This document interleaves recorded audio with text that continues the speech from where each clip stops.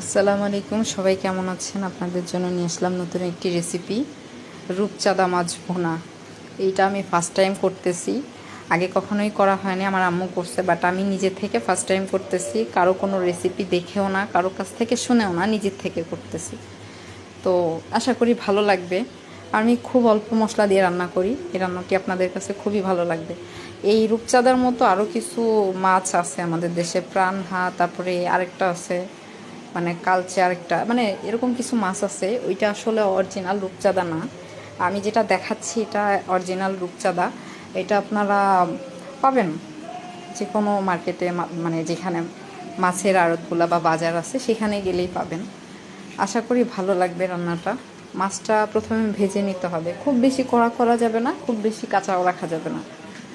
আমি এখানে দুটো করে ভাজতেছি, মাছগুলো একটু বড় সাইজের, এই জন্য একটু দুটো করে ভেজে নিচ্ছি। এই মাছটা খাবার পরে আমার হাজব্যান্ড অনেক প্রশংসা করেছে, তার কাছে খুব ভালো লাগছে মাছটা রান্নার। যাই হোক, সে খুশি, তার খুশিতে আমি খুশি যে সে খুশি হয়েছে রান্নার পরে খেয়ে। আমার রান্না করাটা সার্থক। এখানে মাছটা ভেজে পেঁয়াজ দিয়ে দিচ্ছি, পেঁয়াজটা ভাজতে হবে। পেঁয়াজটা